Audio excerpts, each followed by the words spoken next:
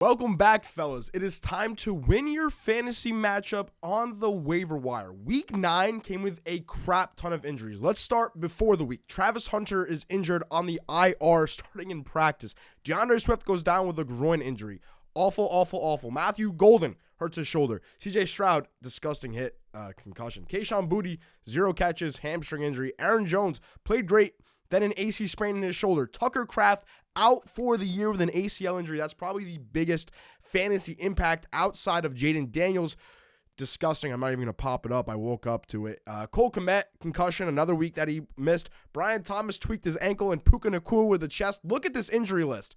This means you're going to have to plug in some guys along with bye weeks. Now, how do you plug in guys that aren't on your team? The waiver wire. We have our top priority ads, we have long shot pickups, and we have solid pickups in between. Starting off strong are the priority ads, in my opinion. Number 1 is Parker Washington. Now, Parker Washington has been in the Jaguars game plan. Week 2, he had 10 points. Week 5, 8 points. Week 7, 8 points in half PPR leagues. Week 9, 13 points. That's not bad at all, especially coming off a week where starting the week where Travis Hunter gets hurt in practice. Parker Washington steps up, and he's going to be that guy. And if Brian Thomas is going to tweak his ankle, I mean, he's rostered in 5% of leagues, fellas. 5% of leagues. I'm looking at my screen right now. Position rank 47, that will obviously skyrocket while Trevor Lawrence and the Jaguars honestly look better with the Liam Cohen-led offense. I'm telling you, Parker Washington could be a sneaky play, especially if you have one of these guys. Now, again, remember, Kayshon Boutte, receiver that got hurt. Matthew Golden, receiver that got hurt. Travis Hunter is on the IR. Brian Thomas, receiver that got hurt. Puka Nacua, receiver that got hurt. And obviously, you have all those running backs and tight ends that maybe you're throwing in your flex. A lot of injuries here in fantasy football, and then Colson Loveland. I mean, if you didn't see the game yesterday between the Cincinnati Bengals and the Chicago Bears, you missed out on cinema, okay? 2 defenses that don't have any experience. It looked like PAL football on the defensive side of the ball. Joe Flacco, at the ripe age of 41, threw for 470 yards and 4 touchdowns. If you're a T. Higgins, Jamar Chase, even a Chase Brown owner, you are happy from their performance yesterday. But on the other side of the ball, Roma Tunze, 0 catches, 0 yards. You could have played me at your wide receiver 2 position, and you would have scored the same amount of points. DJ Moore scores 22 fantasy points. Colson Loveland, 26.8 fantasy points. Pretty much damn near triples his season total. Yeah. He's only rostered in 23% of leagues. Cole Kmet's going to come back. It doesn't really matter. This guy was a top 10 pick in the real NFL draft for a reason. Only rostered in 23% of leagues. Go get him. As you can see, actually in both of my leagues, or the league that I'm most important, these guys are both rostered. That's why you guys can see manager. But yeah, if they are on your waiver wire, go add them right away. Now, before we get to our solid pickups, make sure you guys check out Dabble Fantasy. They're the sponsor of this video and every single fantasy football podcast that we do. You get a free $25 when you sign up using code AllTalkSports. Literally, you sign up using Dabble Fantasy, use code AllTalkSports, you get a free $25. You don't have to put a single dollar in. It's an app. You pick more or less on your favorite athletes in every single sport. They have rocket boosts. They have live streams. You can literally go in there and copy my picks. Like, just hit the copy button. It's none of this bogus crap like those other apps. I'm not even going to name them. Check out Dabble Fantasy today in my profile. Free $25 right now. Don't miss out, because I know this will disappear. This is just a limited time offer. Check it out today. First solid pickup, J.J. McCarthy. He's only played 3 games in his NFL career. 3 solid. The Atlanta game, definitely not a solid game. But week 1 against Chicago, 22 fantasy points. Week 9 against Detroit, 18.9 fantasy points, and leads his team to a victory. The Detroit Lions were minus 600 yesterday, and they looked horrendous. Did they look horrendous, or did J.J. McCarthy look good? Listen, it doesn't matter. As long as you have Kevin O'Connell at the head coach position, the quarterback will do his thing. You saw it with Kirk Cousins. Look what Kirk Cousins looks like now. You saw it with Sam Darnold, and honestly, Sam Darnold just might have been a Jets fluke thing. And J.J. McCarthy, he doesn't have to be great. He just has to be good enough. And if you had one of these quarterbacks that went down this week, CJ Stroud, Jaden Daniels, or if your quarterback's on a bye, like next week, Dak Prescott's on a bye, J.J. McCarthy's only rostered in 46% of leagues. So he's on half of your waiver wires. If he's there, I would go pick him up. Next, solid pickup just because of the tight end situation in Green Bay is Luke Musgrave. Listen, it's no secret. The Green Bay Packers love to throw the football. I know they have Josh Jacobs. They actually have a decent run game, but they love to throw the football. Okay, Jordan Love likes to just sling that rock. Luke Musgrave is going to be out for the year. Sorry. Tucker Kraft is going to be out for the year with an ACL injury. Got carted out yesterday.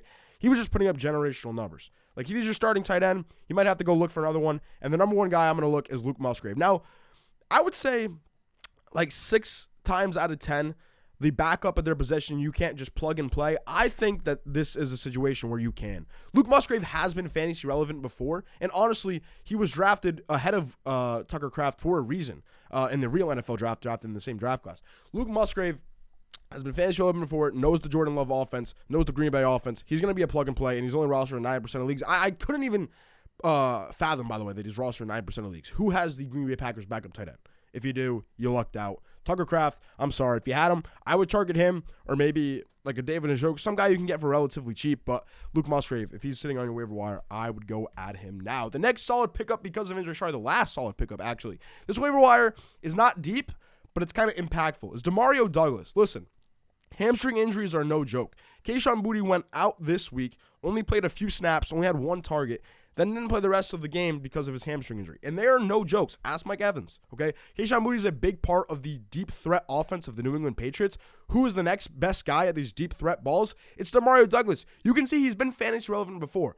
Weeks 1 and 2, weeks 1, he had 7 points. Week 6, 14 points. And then yesterday, 18 fantasy points. He is the deep ball threat for this New England Patriots offense. I should know. Pats fan. I love this guy, okay? I love Kayshon Boutte too. But if Kayshon Boutte is going to be out, he might be on the IR. He might be out 1 or 2 weeks. It doesn't matter. Demario Douglas is a great plug-and-play guy. The Pats love to throw the ball, especially if Ramondre is going to miss time. They don't completely trust Travion Henderson. The run game looked decent. But next week against the Buccaneers, they're going to have to throw the ball. Okay, they're going to have to throw the ball. Demario Douglas is going to be a very solid pickup. You could honestly play him next week if you had one of the guys that are injured in Week 9. Now, the long shot pickups last week, I'm not going to lie, I put Colston Loveland on the list. He smacked. This week, we have 7 long shot pickups. Number 1 is Joe Flacco. Okay, if you need a plug-and-play guy, Joe Flacco is the guy. You know that defense is going to be so bad that they're going to be on the field 80% of the time slinging that rock. Next is Taysom Hill. Kamara, what happened to Alvin Kamara? I can see Taysom Hill getting 4 to 5 rush attempts per game, 4 to 5 targets per game, and honestly play some quarterback as well in that Saints offense. Listen, I'm telling you. It's reason a long shot pickup for a reason. Taysom Hill, you're number 2. Number 3, Alec Pierce went off yesterday.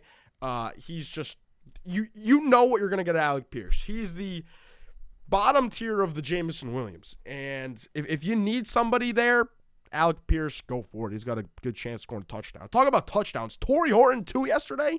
If Cooper Kupp's going to miss time, which he missed yesterday's game, Torrey Horton, the rookie, the 5th-round pick, he can step up in the Seattle offense. And listen, the Seattle offense doesn't like to run the football, even though they have Ken Walker and Zach Charbonnet. Sam Darnold looks like an absolute top 10 quarterback. Obviously, they have JSN, but who can work off of JSN? It's Torrey Horton. He would be a pickup from the Seattle Seahawks. Dylan Sampson, we still don't know the injury status for Kinshawn Judkins. He's probably going to play this week.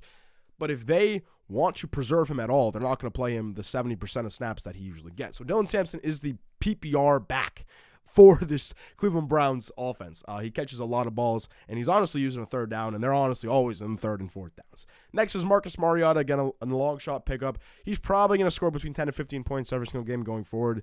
The Commanders really don't have it this year. They're 3-6. Their offense weapons keep going down constantly. Their run game is atrocious. But if you need a quarterback in a deeper league, Marcus Mariota is a rushing threat at the least. And the last one, the sneaky pickup of the week, Isaiah Davis. Breece Hall, I genuinely think, will be traded. He's too good to just sit and rot on this Jets team.